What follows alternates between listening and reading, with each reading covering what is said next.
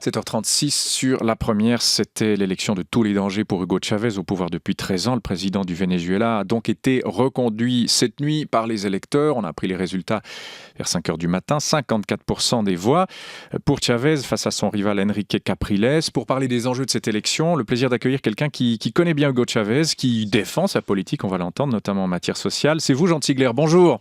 Bonjour. Sociologue et écrivain. On vient d'ailleurs de sortir en format de poche, au Seuil, votre dernier ouvrage, Destruction massive, géopolitique de la faim, Jean Tigler. Vous étiez élogieux d'ailleurs quand vous étiez rapporteur spécial de l'ONU à propos de la politique de la sécurité alimentaire de Chavez. C'est un de ses succès, selon vous, c'est d'avoir nourri tout son peuple, ou quasiment, et baissé le taux de pauvreté ?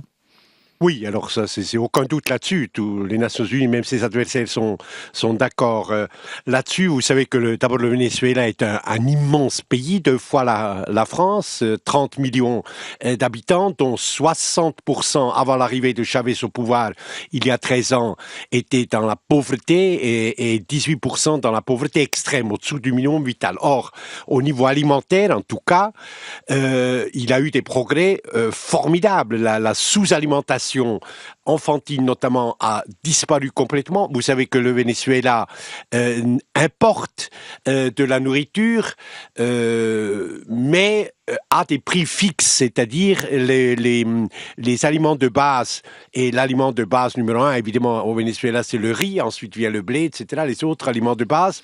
Le prix des aliments de base n'est pas dicté par la spéculation internationale, par le marché, il est fixé par l'État à un niveau, évidemment, très bas. Et donc, tout le monde mange. Et dans la région, sur ce continent, c'est formidable. Un mot quand même sur son élection, 54%, c'est assez large. Vous vous attendiez à ça? Parce que son concurrent avait fait une bonne campagne, Monsieur Capriles, jeune avocat, 40 ans, il voulait revenir à l'économie de marché. Un mot quand même sur son élection d'Hugo Chavez, vous avez vu ça cette nuit? Capriles, c'est le youpi pro-américain typique. Il sort d'une grande famille traditionnelle oligarchique du Venezuela. C'est vraiment le contrepoint absolu à Chavez, et la mobilisation populaire était formidable, était tout à fait formidable, et 54%, surtout avec la participation, c'est ça qu'il faut dire, de plus de 80%, signifie qu'il a une adhésion populaire massive à Chavez, et ce n'est pas une adhésion populaire sur des promesses,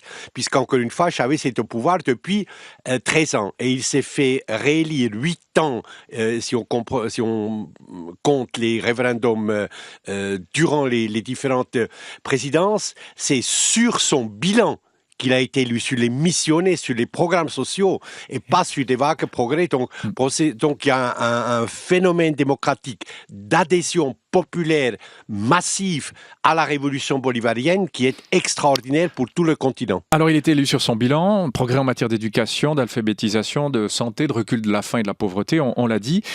Il finance tout ça, enfin à 90%, par les revenus pétroliers, le social financé par le pétrole. Est-ce que ça vous pose un problème, Jean Tigler ? Pourquoi donc? C'est un risque systémique absolument incroyable. Si le prix du baril venait à baisser... Non, oui, votre question est tout à fait juste et centrale. Vous savez que le Venezuela est le 7e producteur du monde, 2,5 millions de barils produits par jour, et du très très bon pétrole avec un taux de soufre très bas, et qui en plus est proche des grands États industriels d'Amérique du Nord. Donc c'est du solide, c'est pas conjoncturel. Hein.